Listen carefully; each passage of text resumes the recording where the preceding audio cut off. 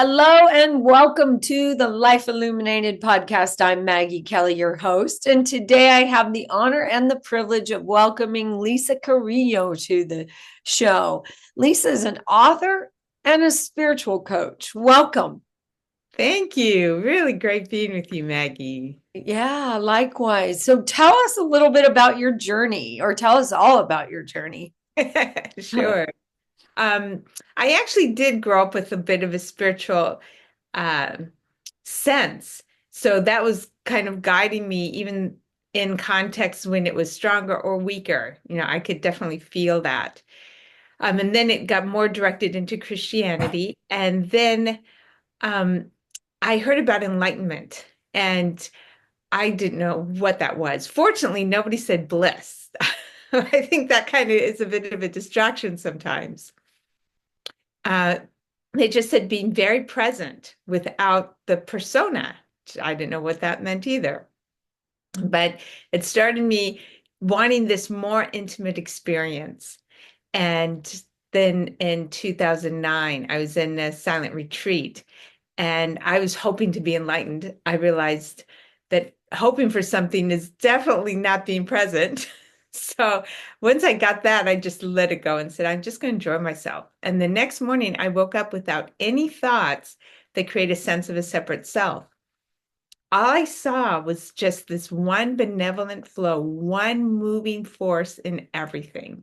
And I said, that's how it always been. I saw exactly how my mind manufactured ideas that made me feel like I was a separate individual. So that lasted for a few weeks. And then the thoughts of an individual self came back, but I knew I couldn't really believe them. But I had this intense curiosity on how to unravel them. And out of that came my books.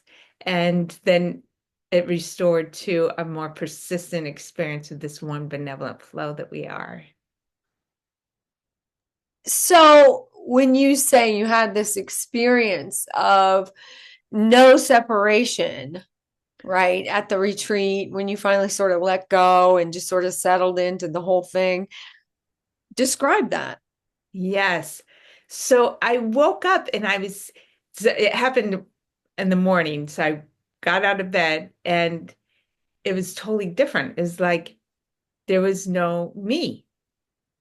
There was just something animating, but there wasn't a chooser, there wasn't a decider like I had recognized before. Obviously, something was moving me, but it wasn't this person I thought was a decider. It was like just this natural movement. And I saw that the decider had always put forth like 20 options of what I might possibly do. And for every movement, it was putting forth 20 options, anticipating. And then when the movement would come, all the thoughts about that particular movement would solidify. The other 19 or however many would fall away, and it would feel like this me had chosen. So there never had been that decider choosing ever in my life. And I realized nobody has one, that there's one mover. And it just is this harmonious dance. And as we're moved towards each other and apart from each other, we come up with stories to explain, oh, I'm moving towards this person because of this. I'm moving away from this person because of that. And it's a bunch of stories. Okay, so this is fascinating for starters, but so if there's no decider and there's really no, I mean, it sounds almost like there's really not choices. They're just sort of made up by us. Um, it sounds a little bit like you're talking about sort of just floating in the energetics and allowing the flow to carry you wherever the universe decides, well, not decides, I won't use that word, right? Wherever the universe just points you. Right. And and okay, so if that's true, what part does a human being play in that flow? Yes, good. I wanted to be able to clarify this. So, the part that we think is the decider or at least that I was thinking was the decider, was this individual identity. That doesn't exist. That's just a bunch of thoughts. That's it. This alive flow does have intention. It does have a certain wisdom to it. So it's it's not without any intention. It's not blind, it's not a blind force. And it does have some unique expression as it pours into each being. There is some uniqueness coming in, but it's coming from this deeper wisdom of all the energetic forces that it is constantly harmonizing and integrating. So when we're loving what is, then that human idea is gone. We are this flow. We're nothing but this flow. As this flow created this. And out of this comes the desire and the interest and the curiosity, the creativity that births the next moment, which includes all of our true being. So it's not like you can go through, okay, well, this part of me is false and this part of me is real, But for me, the experience has been the things that are arguing with what is, the things that are trying to take ownership, the things that are afraid, all of those are just based in thoughts. But there's a deeper knowing, and that is our true self. And it's we might feel like it's personal. It's not really personal if we don't have any thoughts about it. Right. So in essence, when the ego is out of it, you're in the flow. Yeah. Right. Well, And we can't not be in the flow, it turns out, because that's the only thing there's to move. well, yeah, you know what's interesting, and what I have right here in front of me on my desk pad that I read on a regular basis, and I'm just going to read it because it sounds exactly like what you're saying. While I did not set in motion the karmic stream, it's nonetheless up to me as to how I negotiate its currents. I can either go with the current, swim against it, or seek a shoreline, but the currents and the eddies of the stream are forever shifting and leave me no option but to continually decide what to do. Right? They leave us no option but to go with this flow. It is our idea. But with choice along the way, right? Because there's the Our, free will, right? I don't think there's an individual will. I think Mm-hmm. it's I can't find one. I haven't been able to find an individual will. I can find commentary. Okay. So if I'm an energy healer, when we talk about chakras, then the energy center of will is the third chakra, the solar plexus. So are you suggesting that, okay, so when my solar plexus chakra is aligned, then I'm aligned with the will of the universe. You're always an expression of the will of the universe. You can't help it. Yeah. Um, and it's sort of like a twig on a river. The twig is going to go with the current. It can't fight the current, but it can get turned crosswise or straightways. If it's crossways, it's probably going to have more bumps. But that's about the most we can do is we can orient ourselves crossways and get some more bumps. But even then, the biggest flow is interested in having that experience. And the flow continues whether the twig is there or not. Yes, And no matter what direction the twig is pointing. right. Okay, so then what would be the advice to the casual listener who is just like perplexed at this moment, I'm guessing. Right? So what would be your suggestion or recommendation for the whole lot of us who are completely, caught up in this crazy world we live in? Well, for me, I always begin very locally. You can try to decide how come the world is the way it is, but it became much easier to understand why my life is the way it is, and discovering what in me wants this moment exactly as it showed up. Because that's the part of me that's already aligned with the flow. So any moment, all I have to do is just check and see what part of me wanted this moment. And if it's a really difficult moment, well, maybe I want to get the opportunity to experience how strong I can be. Mm-hmm. Maybe I want the opportunity to experience how to say no better. Maybe I want the experience of how to have compassion for someone else. Whatever it is, wow, something deep in me wanted that so bad that I'm in this moment now. That's my true self because it's the one who created it. Interesting because, okay, I'm just going to give you a personal example. I've been sort of in and out of the dating scene, which is really a blast, by the way. But who keeps showing up is the same man in a different uniform, right? It's the same guy. It's the same, and it has to do with codependency and alcoholism. And last night, I finally talked to one of my friends. I said, okay, so what am I missing? Because clearly this continues to show up because there's something I am missing or haven't yet learned. Otherwise, this guy would not be showing up over and over and over again for the past year and a half. Right.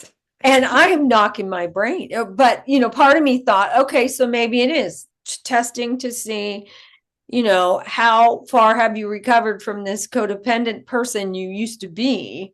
And this is just the test. But I think there's more to it. Intuitively, I feel like there's more to it than that. And it couldn't be that easy. If That's it were so that, right? Because if it were that easy, I would have figured it out a long time ago, but I haven't, obviously. right.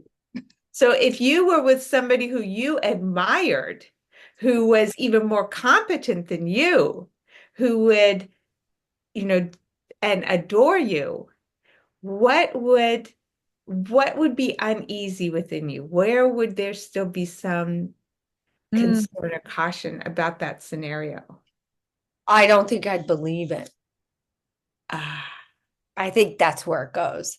I think that's where it goes. Because I could say I want to attract from the quantum this amazing man who's on the same page with me, emotionally, spiritually, physically, all of it. I can set that intention over and over and over again, and still what shows up is this. right. So So go ahead. that part that doesn't believe it, that's really interesting to play with her. What would be her step towards belief? Yeah. Yeah. Interesting. It's fascinating too. It's really fascinating Because because that's a leading edge for you. yeah, yeah, it is. And I had some visions about a year ago of um hundreds of snakes and rainbow colored snakes. And they were like made out of the material of like mercury. And so they were moving and they went up like around like a picture frame and then over the top and dropped like stalactites and stalagmites. And then they just sort of kept doing that. And so I talked to a South American shaman about it. And he said, snakes always mean wisdom. And what you're being shown is that you already have the wisdom within. That's what the snakes are trying to say to you. That there's no need to look outside. You already have the wisdom. And I think that's where it is somewhere in there, is believing that that's actually so. And Mhm. having had other experiences that are just inexplicable, right? You don't want to try to tell somebody about the experience you had because it's so incredible that there are no words in any language that could possibly describe the experience. There just aren't. And so sharing that kind of stuff, especially with just the average person, isn't going to work, right? there's a certain set of people you can be open and share this stuff with, and others that it's over their head or they're not ready or whatever. It doesn't matter. Yeah. But I think you're right. I like that being able to dance with this whole concept that we were just talking about, where is the discomfort? Right. Because it sounds like some part of you is even afraid. Like if that were the case, you wouldn't believe it because Yeah. Well, to me, it feels so huge. It's like such the dream to create the love story of all love stories with this person. It's like, to me, the holy grail of my life would be that, to have this incredible union. And in some ways, I think there's some fear because, to me, that's huge. It's like volcanic eruption, huge kind of thing. And my life this year, 2024, has been the most transformative of any year of my life, bar none. So much has happened to me in this year. It's like a complete momentum tunnel shift, complete, total 180-degree turn.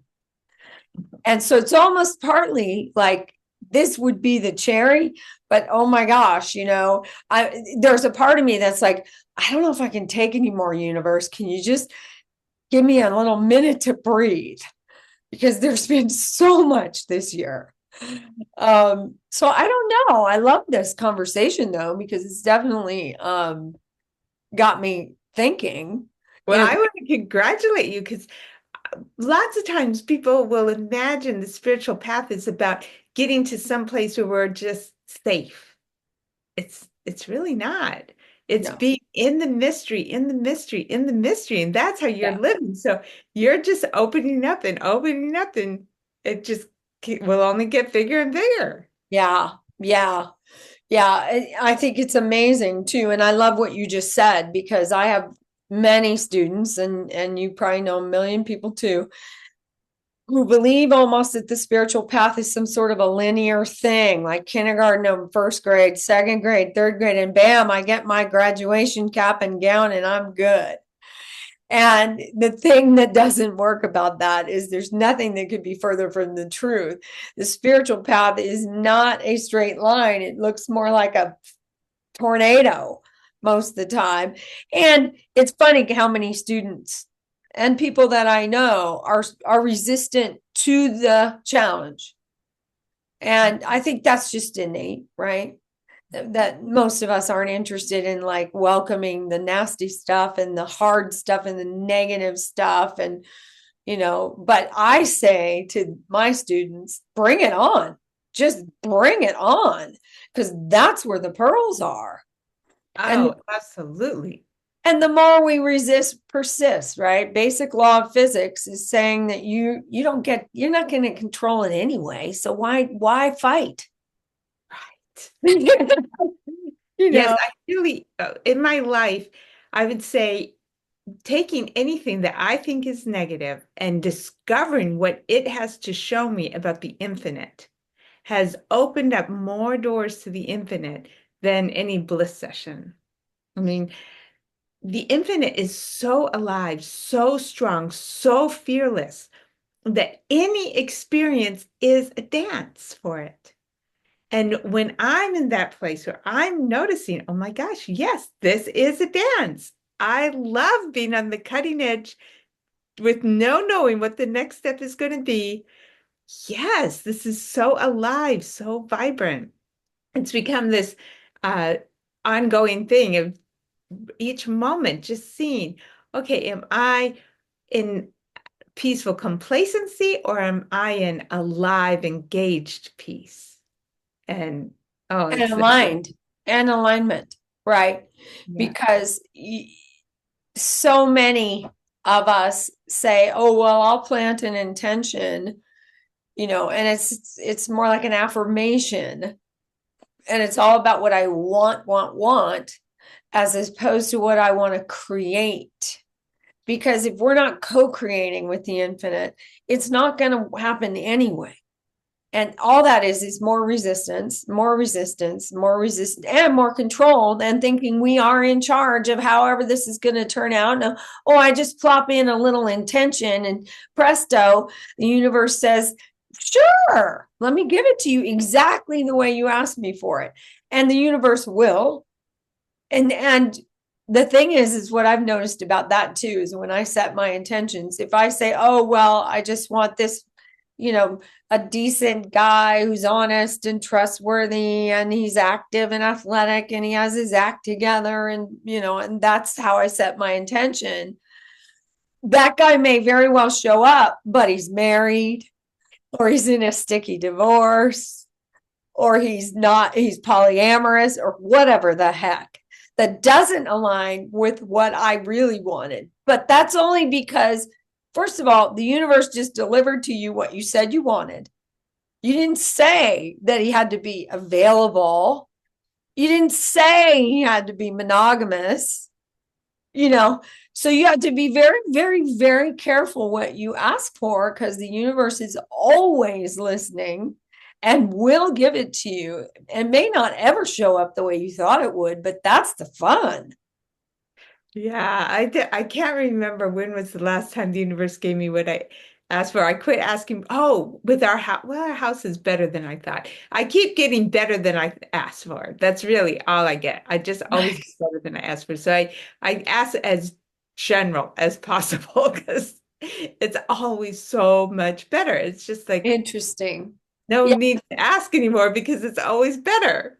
interesting. Well, that's actually a really good thing to do too, right? Instead of getting so specific. But I have to be, because I don't want a guy who's to show up who's married. So Right. now what I've added is sober, right? I've added sober. Can you be sober and available? Is that too much to ask? Right? And it is, where am I energetically? Uh, I was married for 11 years and then I dated several people and then I married again. And what a wonderful marriage I've got. Such a sweet, sweet guy. Um, but each person expanded me to be able to receive more love and to be the energetic match.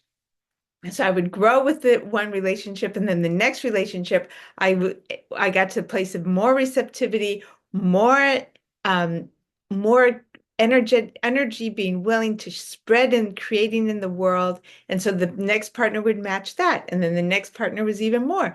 And so it just, it was this wonderful expansion for myself as I went through becoming the energetic match that would attract what I ended up with. And I think that makes a lot of sense, because, but I also think it comes from us saying yes, continually saying yes. When you're presented with whatever that is, you say yes. You say yes, and you say yes, and you say yes, and you say yes. And the minute we don't say yes, that's when we're putting the twig on its side, right? Right, right. When we're arguing. Yeah, we're trying to manipulate or control. I tell people, all you got to do is stay on the raft. You just stay on the raft and you float down. You keep all limbs inside. You don't try to maneuver it or manage it or manipulate it. You just float. That's your only job, is to just float. Right, exactly. Floating, it turns out, can take up all our time because we're so conditioned to argue. Relaxing and floating and enjoying, receiving, we're constantly receiving, right? I mean, it doesn't even matter. I get I'm part-time I work part-time as an ultrasound tech, and I get all kinds of patients. And some are coming in really upset, some are coming in somewhat angry, some are coming in a lot of pain, some are coming in with fascinating life stories. Sometimes we're talking about life after death. You just never know what we're going to talk about. And so being in this place of what's the treasure I'm going to get with this next person, that makes my day such a gift, constant gift. And really, that's all life is. I love that. I love that. I think we should all go through life like that. What is the treasure I'm about to meet Yes. with Yes. this? And I also feel like my life is my perfect workshop. Yeah. Like the universe is going to show me today what is the next step in me letting go and expanding more. It's going to show me. All I Yeah. have to do is pay really close attention. And that there is the main crux, isn't it? Is being aware and open and present enough to be able to see what's coming as it arrives and to acknowledge it and appreciate it and give thanks for it, Right. right? The floating is the most relaxed place, but it's also the most attentive place because all those Uh-huh. processes are natural if Mhm. we're paying attention. So it's very relaxed, but very attentive. Um, Mhm. I was just listening to something actually from Abraham Hicks recently, and I just love this that so it was out of love for itself that the universe sent forth parts of itself that could experience separation. And those parts were doing the most loving thing of experiencing separation so it could turn back and say, look, this is what it feels like. So it's like a love fest to experience separation and to say, here's the gift. I wanted you to get to feel what separation feels like. That's us. We are the brave, loving, most loving parts of the infinite. We are it. We are the adventurers going forth, having the adventure, handing the adventure back to our greater self. And the greater self says, yes. And as you go and for a temporary period, forget your true nature, I will leave you breadcrumbs. And the breadcrumbs are follow that inner aliveness. That's it. That's your breadcrumbs. Follow the inner aliveness and you will find your way back home. I love that. But I also feel as though breadcrumbs are also when the universe is letting you know you're on the right track. You're getting close. You're on the right track. Keep saying yes. Keep going. So you get the synchronicity as a breadcrumb to say, yep, yep, keep going. You got this. Yeah. That's Yeah. been my experience. That you set the intention and something or someone shows up, maybe the intention needs a tweak, but that's a breadcrumb. Well, whoever showed up is the breadcrumb to say, yep, keep going. That's been my experience this month in particular, where my entire life went 180 completely. Wow. Crazy. Which, Absolutely. which areas of your life made the big changes? I just moved. I just moved my entire life Oh, to, yes. to Sedona. That is huge. Yeah, Oh my gosh. 2 weeks ago. And set an intention to buy a house on the creek, and bam, here I am. Two Wow. weeks. 2 weeks. Yeah. And have a job offer and a job opportunity to do the same thing I'm doing in San Diego, do it here, replicate it here, still continue to go back there because I have clients there and all that. But what just happened? It's crazy, Yeah. beautiful, crazy. And I have a girlfriend who said, stop saying that. It's not crazy. You're in the flow. You're floating. You're doing exactly what you tell everyone else to do. That's what you're doing. So it's not crazy. It's obvious. Yes. So I thought that was something I'm going to stop saying because it's not. It's Right. all part of the mystery. It's all part of it. Yeah. The great unfoldment. Right. We cannot miss our path. We cannot miss our path. No, I have a friend who's really, really struggling. Actually, of course, another alcoholic. A friend of mine who's really struggling, and I've had conversations just like, your life is so precious and life is so beautiful. Mhm. What will it take for you to get back to the present moment and actually experience life this way? because it's all right here in front of you.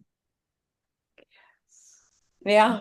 And I think we all, in some ways, I feel like most of us are addicted to our own suffering, really. Mhm. It's the story I tell. I've been telling it for 20 years and it gets me lots of sympathy and I get to feel like a victim and make someone else wrong. And isn't it great? Right. Addicted to knowing better, right? We know better how something should be run. We know better. Yeah, right. Mhm. And, you know, so I work at two hospitals, different management systems, and um, a lot of hospitals are running out of money. So that causes a lot of stress in the organization. And, I just love my managers. I see them doing the very best they can in a very difficult situation. It's, yeah, I just love them. I just love them. And I'm looking for, I actually have seen some of my coworkers starting to change a little from wishing that things were different to really realizing, we get the opportunity to contribute the skills we enjoy using. And that's why we're here. And they're giving us that. Yeah. Yeah. I'm sitting in one of the biggest, most energetic places in the world. And I'm at the base of one of Sedona's four biggest vortexes, energetic vortexes. I literally sleep at the base of one of the mountains. And there's a lot of tourism and a lot of traffic. And it's interesting to me to hear people complain and complain and complain about the traffic. And I'm like, can you just sit in the traffic and look up at these red rock mountains that you're in the middle of? How can you be complaining? Seriously, when you're in this heaven, absolute heaven of a place to be.